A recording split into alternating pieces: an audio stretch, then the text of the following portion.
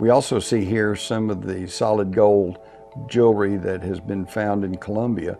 And the conventional scientists tell us these are just little models of insects. And yet if you look, it's got a wing, it's got a tail, it's got fins. It appears like nothing less than some sort of aircraft. And in fact, these German researchers built a model of one of these little insect pieces of jewelry, and lo and behold, it could fly just fine. So they apparently were modeling this jewelry on actual flying devices that they had seen or had some experience with, and were copying it down in their jewelry.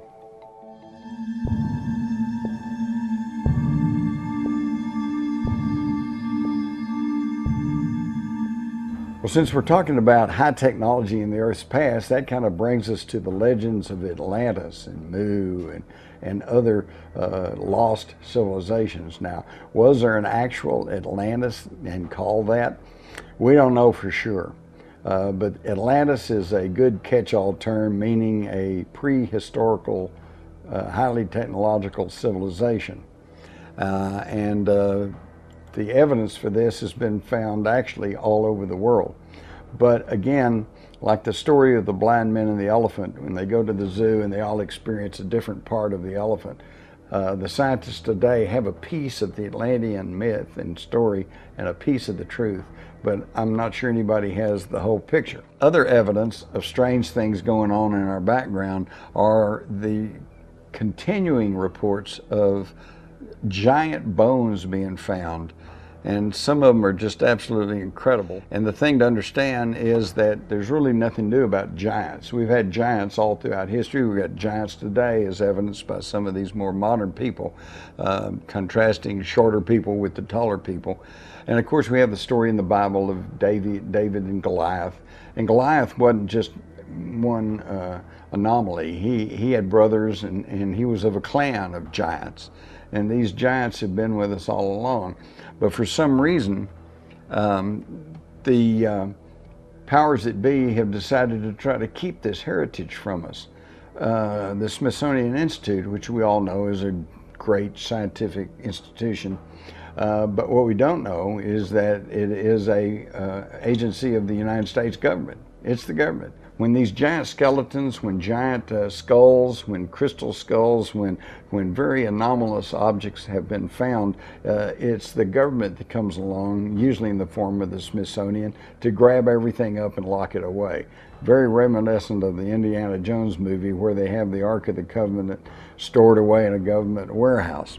I'm particularly interested in a story from 1909 that some employees of the Smithsonian discovered Egyptian artifacts in the north end of the Grand Canyon.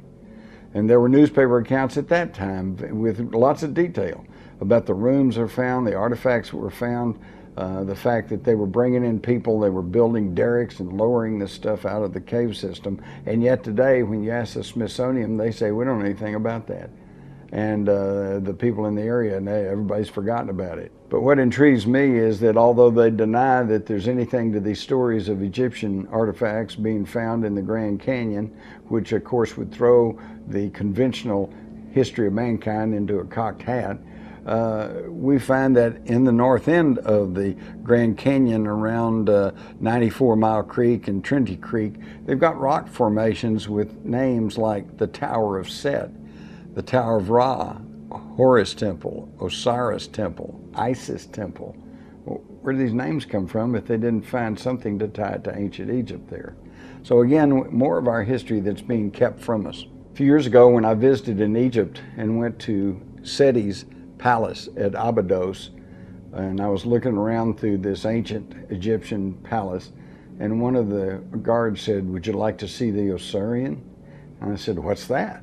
And I was led out back, and down under the ground is these monolithic stones that have been placed together there, along with an aqueduct, along with some walls and buildings. There was Seti's temple was built on top of an even older structure. And this structure looks somewhat like Stonehenge, but it is not rough stone, but very finely cut granite. so much so that you can't even put a piece of paper between these blocks, and it's basically hidden from view.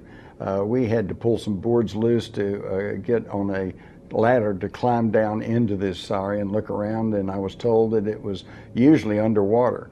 So the usual guests to Abydos do not get to see the Osirion, but I happened to be there during an exceptionally dry period, and we were able to actually go down and look around in there. Interestingly enough, every other structure in Egypt is filled with hieroglyphics, but not the Osirion. This is very, very strong evidence that there was a pre-Egyptian, highly developed civilization that we don't know about. There is definitely a power going on in some of these ancient Egyptian tombs and palaces. This is a Sekhmet's tomb, and there's a statue of Sekhmet in there. My wife Carol wanted to get a picture, and so she held her camera up to get a clear shot of the Sekhmet statue. And as you can see in this photograph taken from another person on our group who was standing behind her, there is energy leaping out of her camera and moving towards the Sekhmet statue. Her camera went dead at this point and never worked again the rest of the trip. She bemoaned the fact that Sekhmet had sucked the energy from her camera. Again, I think this tells us there is still the remnants of some very exotic technology still to be found in Egypt.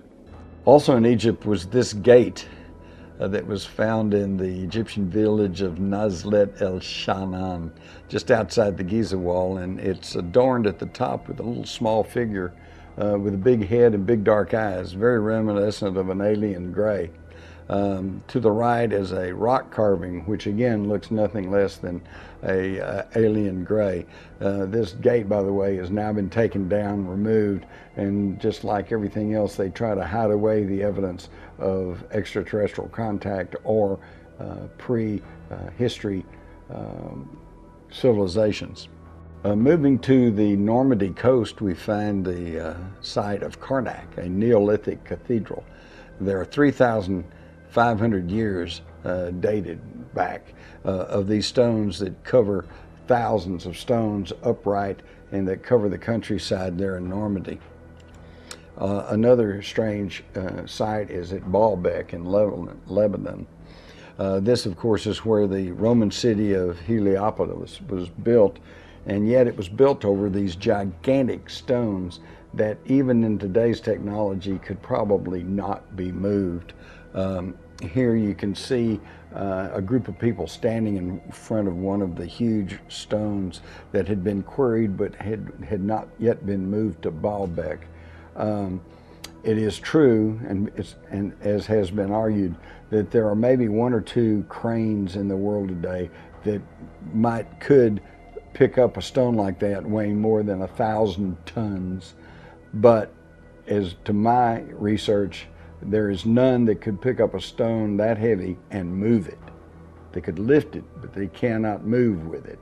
And so the question still remains is what kind of technology did these people have way back prior to the Roman times that they were able to build this huge platform there in Lebanon? Zachariah Sitchin, other scholars who have begun to reinterpret the Sumerian tablets say that this was the site of a spaceport where extraterrestrials landed and took off. Here we have one of the statues on Easter Island, and we usually just see those giant heads jutting out of the ground, and they are wondrous enough. But here we can see that they've actually excavated down, and it's not just the head, there's a whole body down there. A huge statue that was quarried from some distance away of where they're buried in the ground. So who actually made those, and what was that all about? And what kind of tools did they have to make these giant statues and move them to their current locations? And why is it that after digging down and realizing that there's giant statues under here, much taller than just the heads, they have filled them in? Okay, they don't want people to know that these things exist. To the right here, we see the famous Coral Castle that Ed Leedskalnin built in Florida back in the 1920s. He's got some stones as heavy as 30 tons that apparently he, as an older man, was able to move around on his own. And how did he do that? He would simply tell people he had discovered the secrets of the ancient Egyptians. And he was able to move things around. Recently, there's been lots of excavation done at a site in Turkey called Gobekli Tepe. Gobekli Tepe is called the Turkish Stonehenge because it dates back more than 7,000 years before Stonehenge on the Salisbury Plain. And nobody knows who built this, but there are incredible signs of sophistication. Here are some of the carvings that are still visible, obviously very ornate. They think the place was built as a place of worship, a place to study the stars. Again, we find, just like every other primitive society around the world, this fascination and interest with the stars, indicating they knew there was something important about that, perhaps because they knew this is where their, quote, gods came from.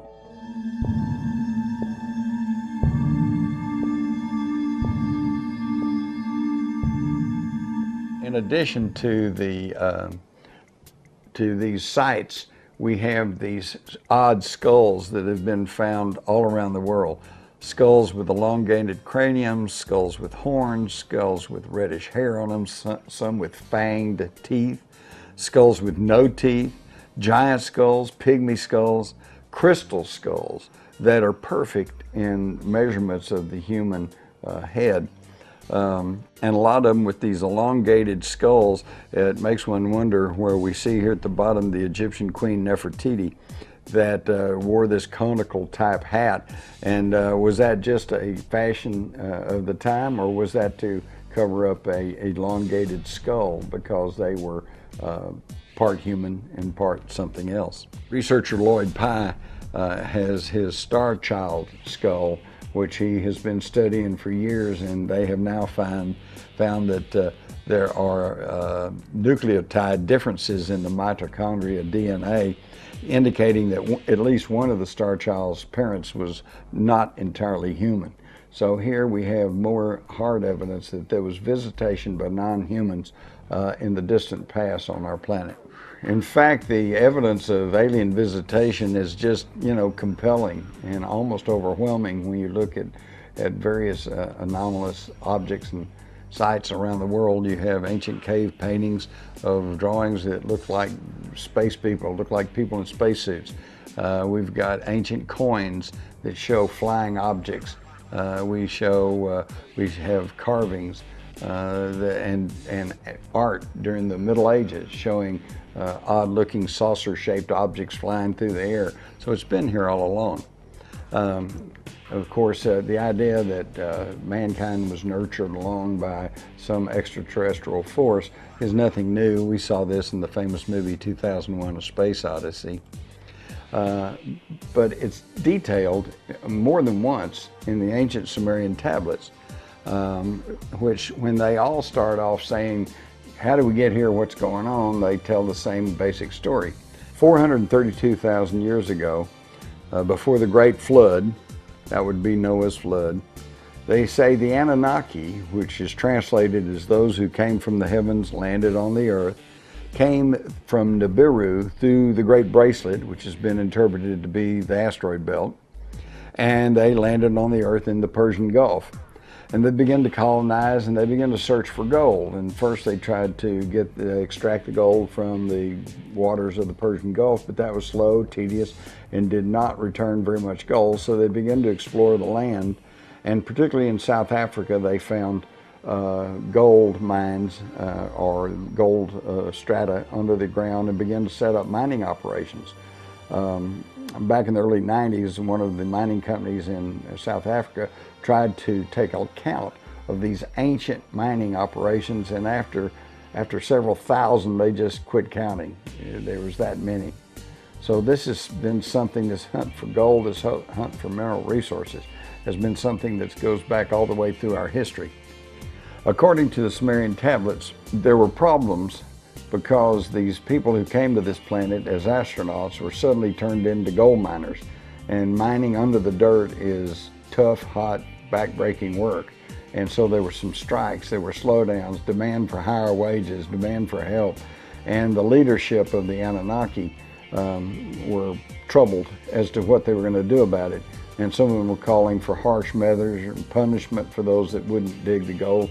But their science officer, Enki, said, well, now I've been studying Earth primitives at my laboratory in South Africa, and I believe that we could tweak with the DNA of these Earth primitives and make ourselves a worker race that could do all the hard labor work and free us of the job. And interestingly enough, they had the same ethical arguments that we have today about gene splicing and cloning.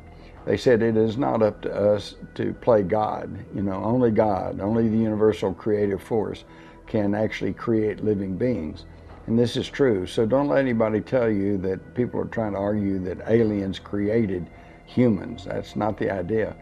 All they did was what we do with animals, horses, cows, sheep, dogs and cats. They improved the breed. According to the Sumerian tablets, the science officer Enki and his partner Harshug took the ovum of an Earth female and fertilized it with the sperm of an Anunnaki male, and then implanted it in vitro fertilization into the vagina of a Anunnaki female who carried it to term, and then they performed a cesarean birth and produced a hybrid between the two species that they call the Adama, the Adam, the first Earth person. And initially these were like mules. They could not reproduce, so they had to keep creating them.